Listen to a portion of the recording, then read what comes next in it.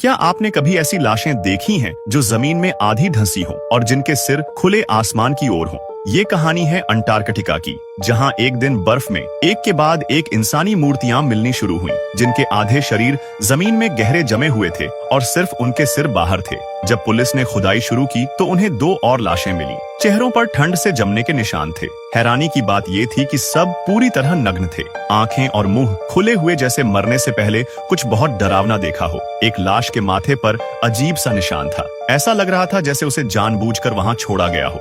Police उलझन में थी। ये हत्या थी या कोई अजीब हादसा? जब पुलिस लाशों को निकाल रही थी, एक शव का हाथ गलती से टूट गया।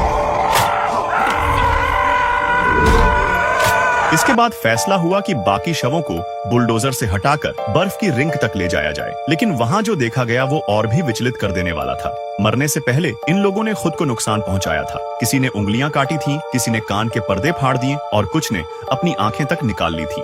जांच में सामने आया कि ये सभी लोग वैज्ञानिक थे जो अंटार्कटिका में एक रिसर्च प्रोजेक्ट पर काम कर रहे थे। कुछ दिन पहले तक सब ठीक था। वे गा रहे थे, नाच रहे थे, मस्ती कर रहे थे। एक दिन एक ड्राइवर सप्लाई देने आया। अंदर शांति थी, कुछ अजीब लगा, लेकिन उसने ध्यान नहीं दिया। सामान उतारते वक्त चाबी गिर गई। जब वो उठाने झुका तो पास में एक कटी हुई जीभ पड़ी थी। इसके बाद पुलिस अफसर रिसर्च स्टेशन पहुंची। पता चला स्टेशन में 7 वैज्ञानिक थे, मगर उनकी लाशें 100 किलोमीटर दूर मिली। सवाल था, वो वहां पहुंचे कैसे? उनके मोबाइल करीने से रखे थे और ब्लैक बोर्ड पर लिखा था, हम मृत हैं। लगता था जैसे वे पहले ही किसी डर के साए में थे। खाने की प्लेटों से पता चला कि वे 48 घंटे से लापता थे।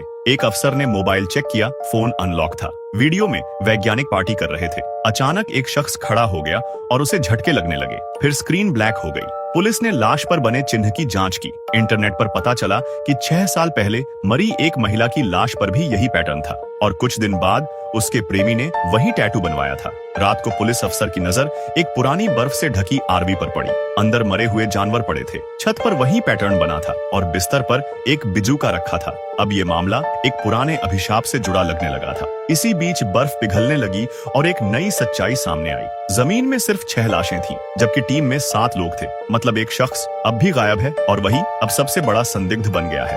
तो सवाल ये है, वो 7वां आदमी कहाँ गया? क्या उसी ने अपने साथियों को मारा? और अगर हाँ तो क्यों? आज की कहानी यहीं खत्म होती है। पार्ट 2 के लिए वीडियो को लाइक करें। मिलते हैं अगली बार।